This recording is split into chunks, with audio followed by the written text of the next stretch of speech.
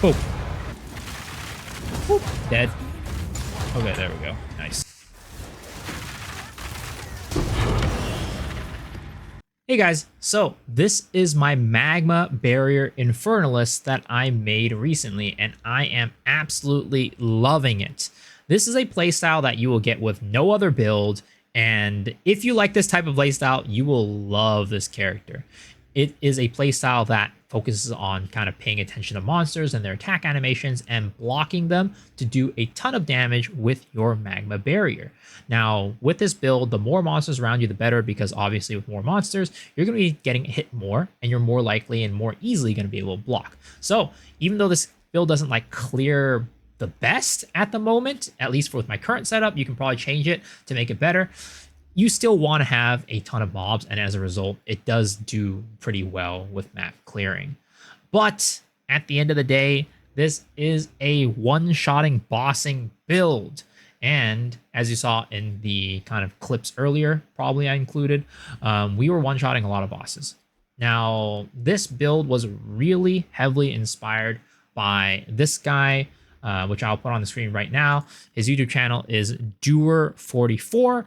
He made a build that one-shot Arbiter and did 34 million damage in one hit. Yes, it is a crazy amount of damage. And as a result, this build should be basically able to one-shot anything in the game. So that's why we made this build. But also, I do have to give props to this guy, Kill Torak, as well, who did a good job of making this build do a lot better clear than Doer's version, because Doer's version, when he showed off the maps, I was less than impressed. It was not good clear. So we kind of combined these two people's setups and also put in a little bit of our own flair into it to make our current build. Now, let's go into it, right? Let's take a look at our character. Right now, we are only level 79, so we are still scaling a ton and are nowhere near finalized for our character. But we're level 79 with 302 strength, 78 dex, and 159 intelligence. It's actually pretty important that we have high intelligence because we are running Eye of Winter, which does cost a lot of int. And I'll explain why we run Eye of Winter in a little bit. But in terms of survivability, it's not terrible right now. 3.4k energy shield, 2.9k life. Definitely be better. We'll be increasing it more over time. We have a good bit of spirit because we are in an Infernalist. And then we are at okay armor. It's going to go up again over time as I get more points, better equipment. And then block, we really don't care about this at all because we are going to be active blocking a ton on this build because that's how we do our damage. With our resists, we are capped on everything, and we have not done anything in chaos yet. Again, we're just working on our build, still working on it. But eventually, we're going to try to get all of these capped. But right now, we're still doing very well despite that, because active block just gives you so much defensive stuff. You just really are super tanky, which is really nice. Now, why Infernalist, right? A lot of people have asked me why Infernalist. This guy right here, Cal Torak, as I mentioned earlier, he is not doing Infernalist. I believe he is a witch hunter. And this guy over here is a chronomancer, the one who did Arbiter. So why am I doing Infernalist? Well, it's very simple, right? And unfortunately, that simple answer also is no longer valid because they made changes to the game. But originally, we want to go Infernalist because if you take all three of these branches on your tree, it reserves 75% of your life. And originally, that counted you as low life. But from what I can tell right now, and maybe it'll change if I have all three of these, I don't know. What I can tell right now, whenever we reserve our life, it no longer brings us to low life anymore because it takes both values down now. Originally, it only took the value that you were currently at down and kept the maximum the same. But now when we reserve life, it takes both the maximum and the current value down. And as a result, I just don't think it works anymore because we're going to go low life and pain attunement. But don't worry, we are not losing this 30 more critical damage bonus because we do have this node right here, which gives us the same amount, but it is an ascendancy point, and as a result, we'll miss out on this right here, which is mana. Originally, we were thinking about going mind over matter because we were probably going to have a good amount of mana because of this, but unfortunately, we can't do that anymore, and our defenses are going to be lowered by a bit, but overall damage is still the same, which is the most important thing at the end of the day, right? So yes, that's why we went Infernalist originally, and now I don't regret it because the extra spirit just gives us so much flexibility and quality of life into this build that it really doesn't matter. It doesn't change too much, and we'll go into that a little bit. But that is kind of why I made this build the way it is and what it does and everything, right? Now, before we go into the gems, let's go into Magma Barrier. Magma Barrier is a really, really cool ability because when you active block, right, when you pull out your shield, it gives you a short window of time where you get a little bit of lava on your shield that you can't see on my character right now for some reason. It's bugged, but it does that. And when a monster hits you during that time period, it will reflect back a ton of fire damage. Now, this can be scaled a ton with area of effect, which is what we've done with this build. So that's how we get the area clear with this. But basically, that's what happens. And if you don't actually get hit during this half a second time period, then it will go on cooldown for about 0.75 seconds before you can do it again. You can still active block, but the barrier will not come on. And even if you hold active block down, it won't come back up. You have to let it go and press it again. And then with quality, you'll add another 0.2 seconds to the active frames or the active time of Magma Barrier. So quality is pretty important as well. And you'll find that actually Magma Barrier is active for a lot longer than you would expect. So that's kind of how this skill works. And with that, I guess we'll go into the gems. So the gems, we have Magma Barrier. We are currently running Fire Mastery, Elemental Focus, Magnified Effect, and Fire Infusion on this ability. Those are our gems, and when we get a fifth one, I'm probably going to add some more damage on it, or maybe some more quality of life, maybe inevitable critical to try to scale critical for even our AoE clearing build. I don't know. We'll see. We're going to decide that later. Before we go into this, let's go into our kind of other core ability, Resonating Shield. We have Unbreakable on here, Culling Strike, Mobility, and Rage. So even though Magma Barrier only is supposed to come on, or it comes on when you're active blocking, right? You actually active block when you're using Resonating Shield. So this is what we're going to be using most of the time when we're trying to block enemies during maps. It's pretty nice because it also does an AoE circle around you, which will in turn allow you to do things like Culling Strike, or use things like Rage on it, which Rage is something that we use on this build because it is a war multiplier for our damage. So this is kind of what we use on our build as we're going around and mapping. And then with Shield Charge, that is something we just use for mobility. We have Martial Tempo on it and Stomping Ground. I mean, honestly, you don't have to have Stomping Ground as put on there because, I don't know, it looks kind of cool and does a little bit of extra damage because we scale Strength a lot. And then we can go into, we're actually going to skip Eye of Winter for now because that's when we're going to talk, that's what we're going to talk about when we talk about the one-shotting ability for this build. But let's go into the Spirit Gems. And as I mentioned, we have a lot of spirits. So we run a lot of Spirit Gems.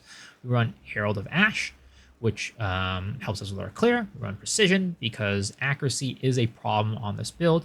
Cannibalism to help us with our survivability. We want Blink because it's, frankly, very, very nice for our mobility. And also, we are always stuck in the middle of monsters. So if you miss a block and you think it's a sticky situation, just blink out, right? Very, very nice. But you can also chain it with Shield Charge to get rid of that really annoying ending lag. So that's why we run Blink, and it's very nice. We run Ingenuity on it to reduce the cooldown. We also run Grim Feast because this is an energy shield scaling build. So Grim Feast, kind of broken for any energy shield builds. And then we run Charge Infusion because whenever we successfully block with Magma Barrier, we gain endurance charges, which again, this will in turn give us more survivability. Overall, very, very nice. There's a lot of flexibility that you can do with your spirit gems because you have so much spirit. And if you want to be more offensive, you can also go berserk, which will take more advantage of your rage. But to be honest, I haven't really had much of a problem with damage and mapping, so that's kind of why we were just focusing on survivability for these spirit gems, other than Herald of Ash. So that's what we're running in terms of gems. And again, we will talk about Eye of Winter in just a little bit, because that is for our single target build. Now, we can go into that after we talk about the tree.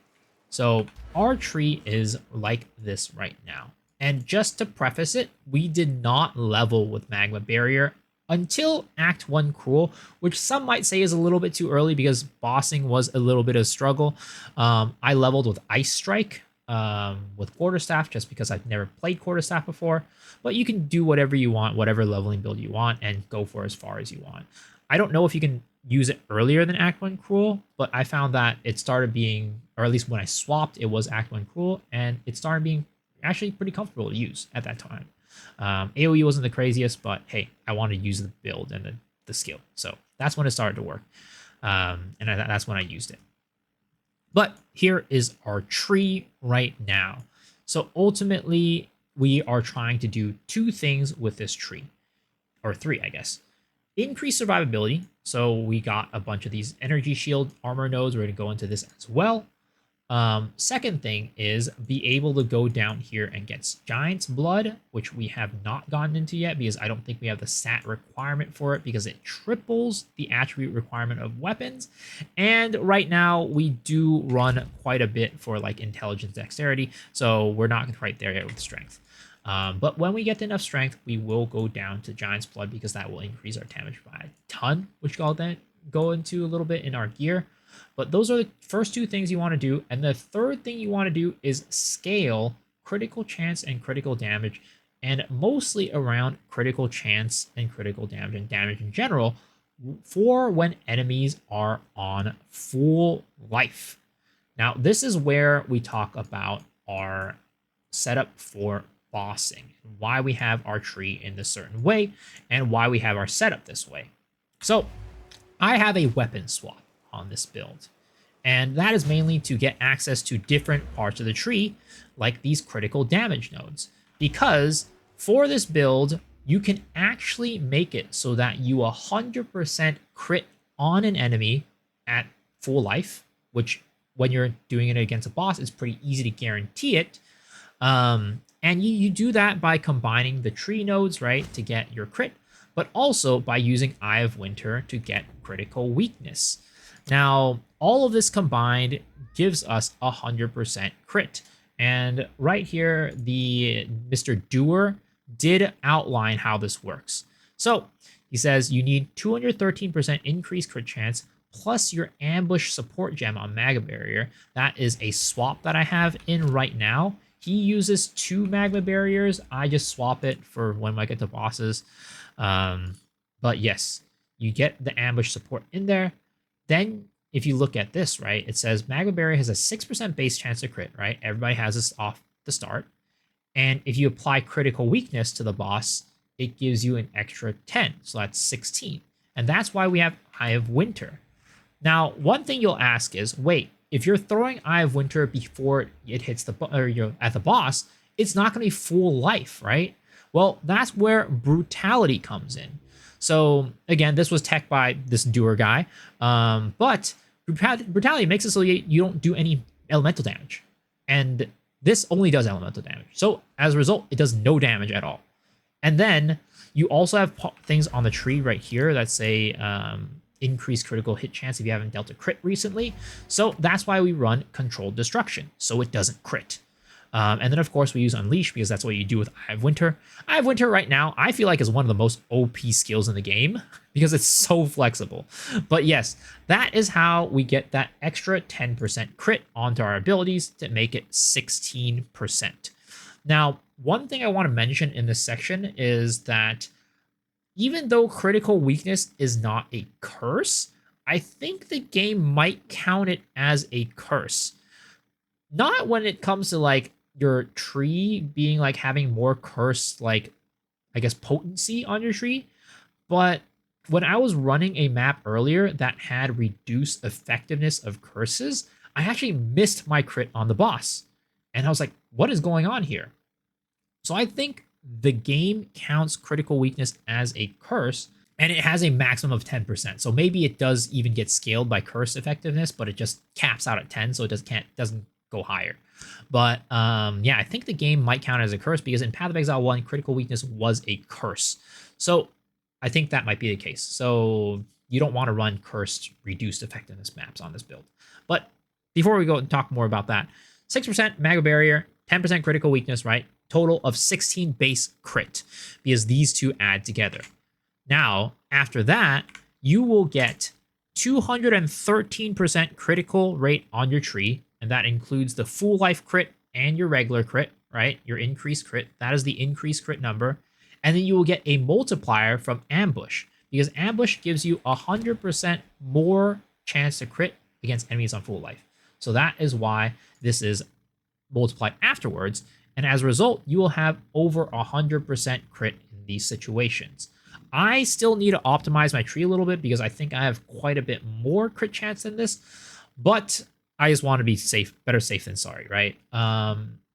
But also on the tree, you do take this one over here, which is reduced critical chance by 20%. So that's why you need to make up for it and get a little bit extra crit. But all in all, that's what you want to have on your tree, a total of 213% at least critical chance in order to make it so that you 100% crit on the enemies. And that's how this one-shotting works. You have a ton of ability to do big damage against enemies that are, on full life, right? We have a ton of crit multipliers, and we even anoint this right here, preemptive strike, critical damage bonus against enemies that are in full life, just so that we are doing a ton of damage to bosses. Now, I think there might be a bug, but maybe it's just that offhands just naturally have a ton more crit. I don't know. But we have 3,000% critical damage bonus on our character right now. And that's kind of how we're able to do so much damage against bosses. As you can see, we're going to be on the same setup, right? The same exact tree. And we'll look at Mace Strike. And we only have 692% critical damage bonus. So, something is very weird. I don't know. Maybe offhands are supposed to have this much critical damage bonus, but maybe it's a bug. I have no clue. But either way, this is how we scale our damage so high to be able to crit and kill bosses. The other thing is that Magma Barrier scales very, very well with gem levels, which is why we have it at level 29 and why we care about, Giant's Blood and things like that. So both of these things combined make it so that Magma Barrier does a ton of damage. But yeah, I want to go into gem or jewels as well because for this build, I do run quite a bit of area of effect, as you can see. As I mentioned earlier, your number one priority is probably going to be getting area of effect on your gems, right? Just so you can clear a lot better. And then also on the tree, of course, right? And then also we scale critical damage with our jewels. I also have some jewels with critical chance just to get that, 213% crit as well. But again, I'm not super optimized on my tree, so we might take away some of these or takes away some of the nodes so we can get more nodes. We'll see what we end up doing. But yes, that is what we're doing with our jewels. Lots of crit chance, lots of crit damage, or crit chance, some crit chance, lots of crit damage, and area of effect. We do not have a fully optimized tree yet, or with our jewels, but we will try to get those over time. Something I also have here is a rage on hit by enemy because we get hit a lot, and as a result, we are going to be getting rage. This is probably going to end up being another area of effect gem or jewel. I need to optimize it again, so we'll probably get rage on hit plus area of effect on it eventually. So let's go into our gear, right? And we have some specific piece of gear that you need for this build. Nothing really too much on the unique side of things, but there are some pieces of gear that you would like to have on this build. As I mentioned, eventually we'll go Giant's Blood to get that +7 level of all melee gems, but we don't have the strength requirement right now, so we're just using a one-hander in the meantime with 5 levels. So you want to have as much levels as possible on your ability, on your gear, So we have +5 to all melee skills here. We have another +3 here, and we have another +2 here. So that's kind of like where we're getting a lot of our damage from. And then we have a shield with as high armor as possible because Magma Barrier does scale off of shield armor. Now, at the higher ends, it doesn't scale as well as the other just like base damage. So eventually you might be able to just play around with your shield and play around with like unique shields. But for now, just stack armor. And then since this is an ES life build, this is a very, very good helmet to give you a lot of survivability. At Zeri's Disdain, makes it so that you get more maximum energy shield as a percentage of your life in return for taking some extra damage through your shield, which is pretty much negligible. And then for your armor, you're going to want to have resistances and your defenses. And for your gear in general, you're going to want a lot of strength because you're doing Giant's Blood. So that's why we haven't gone into it yet, because I feel like I should be trying to finalize my gear before we kind of like buy this expensive stuff. So that's what we have for this. We are using a breach ring to get our stat requirements for some of our abilities. Like I said, intelligence, because Eye of Winter requires a lot of intelligence. So it's very nice to have that. And I think there's also like charge infusion, which does cost quite a bit of dex too, so that's kind of why we have both dex and int on this. Eventually I'll probably want to get strength on here instead of that mana regeneration rate, but those are kind of expensive, so we'll see when we get that. And then just more survivability over here. Life, right? You want life on everything, because as a witch in your your tree for your ascendancy, these scale off of your life, so you want to have life on everything. And then lastly, Trample Toe. This helps you a lot with your clear and kind of makes up for some of your accuracy problems. So that's another thing too. You want to have accuracy on things if you can. But Trample Toe will make it so that you overkill. Whenever you overkill enemies, they pop and deal damage. 30% of the overkill damage to enemies within 2 meters, right? And that helps a lot with clear. And it's nice because when you're using your shield, your Magma Barrier, a lot of times you might get surrounded by enemies around you, right? And Magma Barrier shoots in a cone in front of you. So as a result, this will help you clear enemies who are even like attacking you from behind. Right now, I only have 10% movement speed on mine, but it did get buffed in the recent patch. So now I can have 15% maximum. I haven't upgraded it yet because frankly, they're like 1 divine each right now because they just dropped, like the update just dropped. So we're going to update these whenever we can. But that is kind of the equipment setup that we have right now. Again, basic things. 2 melee on this one, 3 melee on this one. You could get a fire flower and get a 4 levels to fire skills, which is another way you can scale this more. And then also with 5 on a 1-hand or 7 on a 2-handed melee skills. Those are going to be the general requirements. And this is very nice, right? At Zeri's Disdain, just will increase your survivability by quite a bit.